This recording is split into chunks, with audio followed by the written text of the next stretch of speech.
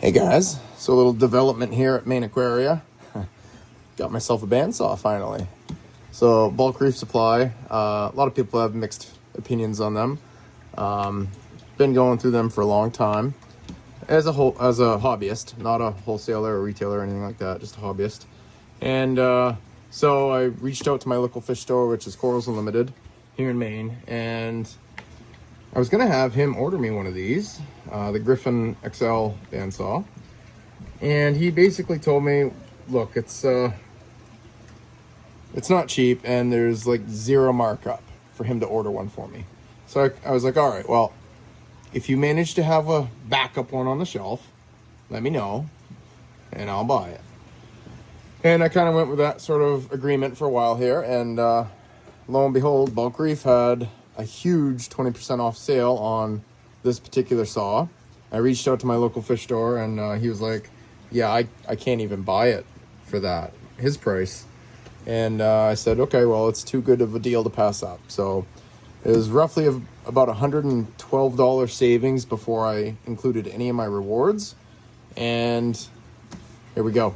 So I'm gonna unbox this, and we're gonna see what all is involved in getting it set up.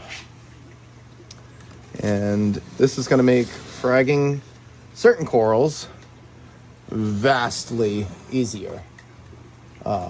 Mostly I use these for Duncans and certain LPS corals. And I have had a lot of times where just using a Dremel will crack the coral, like crack the polyps. And it's not been good. I've been able to salvage quite a few over the years. So we've got the cutting tray. And it's like just some coral cardboard padding. Seems like it's packed pretty well. I'll give you guys a look in the box.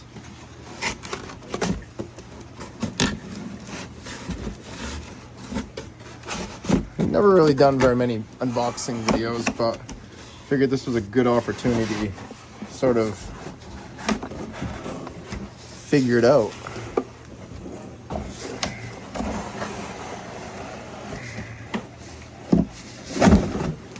All right, so empty box, and let's see, looks like we got the motor. There's the tray.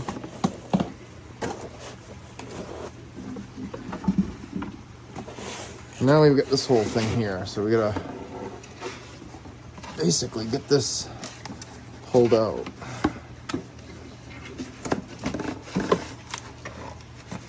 There's the power cord. Oh, okay. So it looks like, you know what? I usually like to save the boxes, but I'm not gonna get fancy with this one.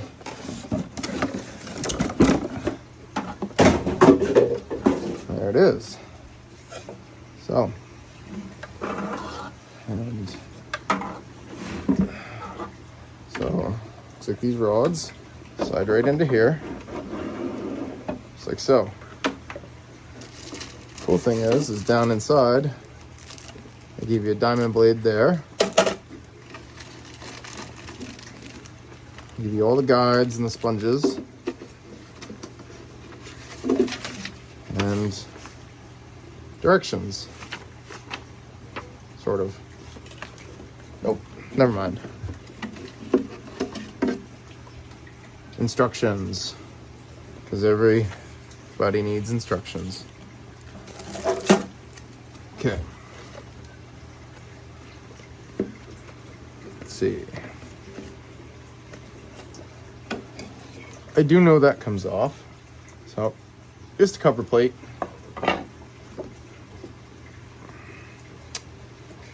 That's one wheel, that's another wheel. It's got an adjustment screw, a tensioning screw. Right there. It's got a little piece of tape over it. So we're gonna pull that off.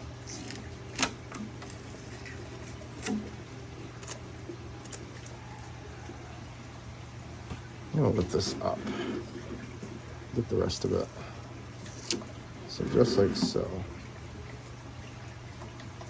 Now, I've worked with some much larger metal cutting bandsaws over the years, so I've got a basic understanding of how this works. And you know, short of the directions, a lot of this is kind of common sense, but we're gonna kind of walk it through. So, gonna open up this diamond wheel, diamond blade. I have a trash can right underneath this shelf, so it's kind of convenient. That's actually pretty cool. They put it in a metal tin. And the nice thing is this is just a kind of a rough diamond blade.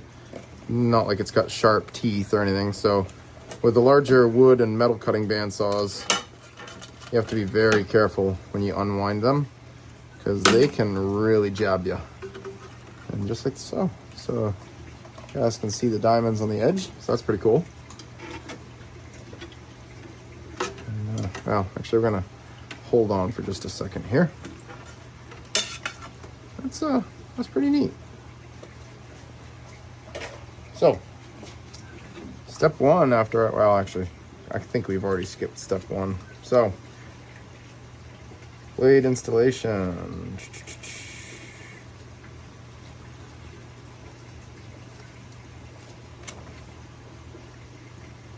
Yep. So, we can go ahead and put the blade on.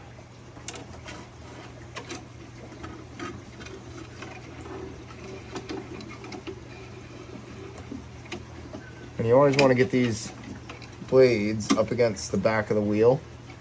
So the wheel has got kind of a backstop on it. So think of like a truck rim that's got the bead on it. And that's kind of just how it sits there. Get that up against there. I'm gonna screw the tensioning screw, so it's gonna bring some tension up on it. And I'm gonna flip this back around, and I don't have the guides in yet, so still gotta do that part. I'll have to look up in the directions and see what kind of tension you want on this, but my assumption is you want it pretty taut, but not so taut that it's gonna snap. I know on a lot of the bigger blades, you want it to just deflect a little bit, but we will see on this. So, we need a guard, we need sponges. It's kind of a whole bunch of other things.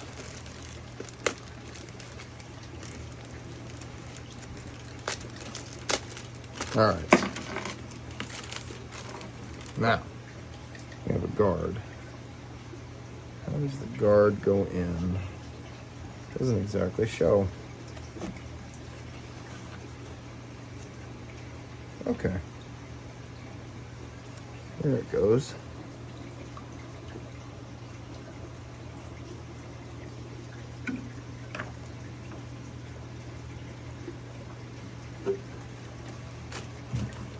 Oh, I see. Yeah, so this is basically another guide.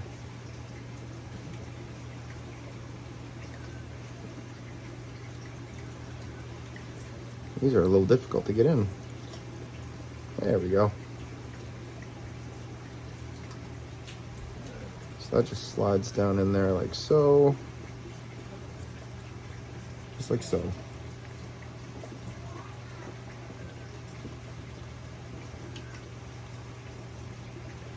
Aha, okay. So this goes up in here.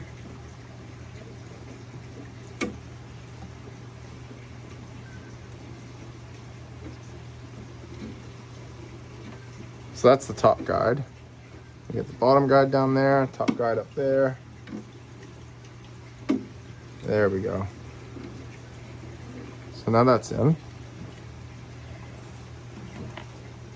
Now, question is,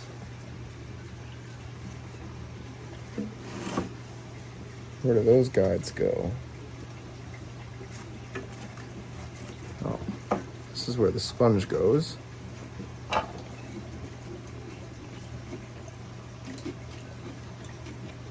sponge axe, I guess, kind of like a wiper.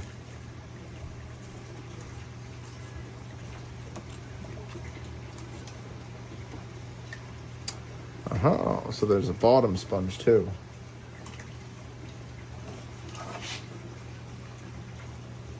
Yep. So it's going to be difficult for you guys to see. I'm going to get some extra light.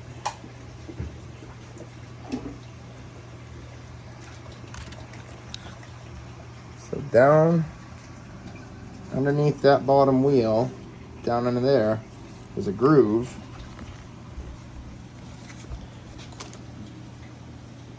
And it shows right up there, underneath the wheel, it's gonna have a bottom sponge. Not a very fancy sponge, but it'll do the trick. So we are gonna try and install the bottom sponge.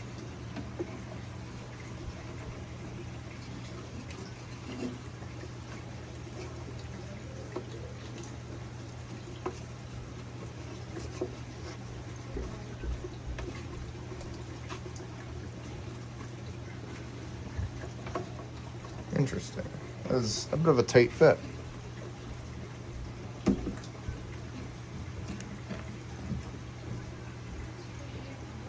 like they either give you an extra guide. Okay, so I figured this out. This is a replacement part for this tensioning bolt, basically. A lower adjustment screw with 2 nuts. So there's a replacement of that. And they send you 2 replacement guides. So I had to pause for a minute and figure out exactly why I had extras. And there we are. So basically it says run the water a little over the top of this, but just up to the top of the sponge in the bottom. And that's that. So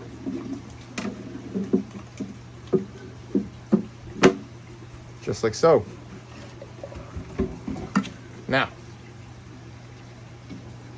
my assumption is, and I know how to spell assume, is that that's a decent blade tension. The only thing I have to go by is experience.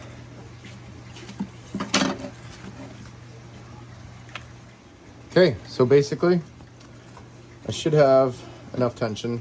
It doesn't really give you an exact description of like how taut the blade should be, so I'm just gonna go with it the way it is. So there's a little bit of movement, should stay within the guides.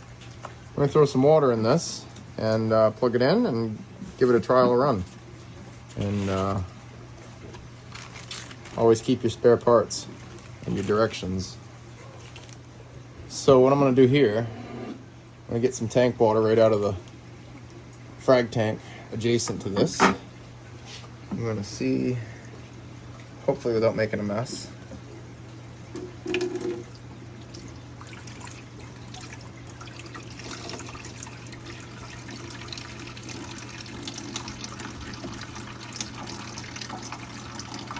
So basically, there's about 1/2 to 3/4 of an inch of water in there to make it up to the top of the sponge.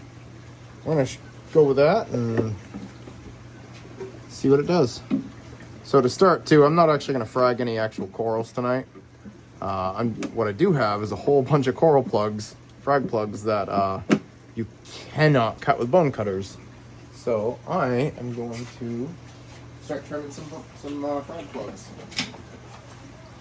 Now, I'm gonna run an extension cord real quick because I don't have an outlet easily accessible.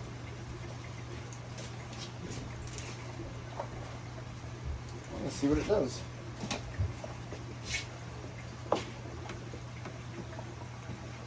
So actually, I want to pull this off real quick and pull this table off. And so the power switch is right over here. Oh yeah, that's gonna make a mess. Okay, we're gonna do this with the table on.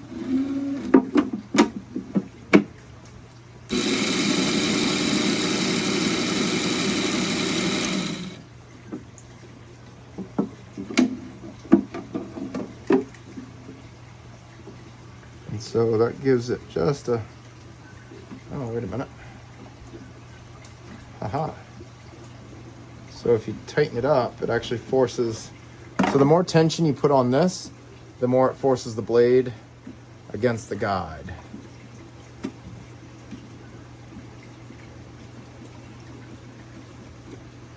Because right now it's not staying in the guide.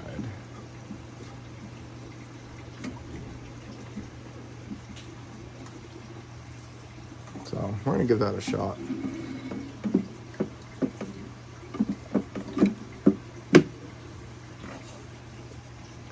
Real quick. I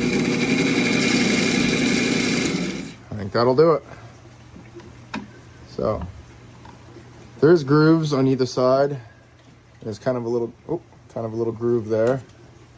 Helps if I'm on camera there. And that just kind of grooves down in there. And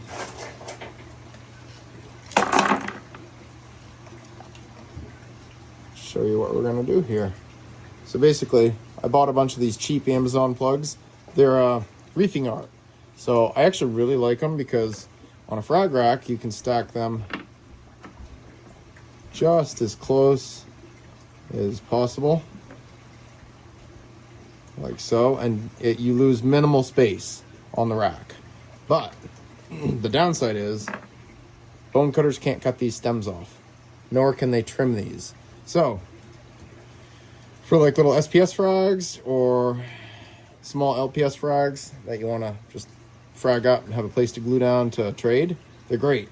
But what I'm going to do is I'm going to go and cut partway through on one or the other side and make these so the average hobbyist that doesn't have a bandsaw can nip them off with bone cutters.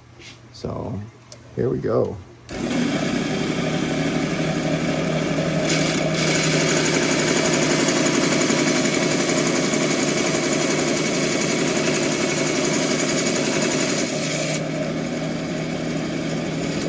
Now,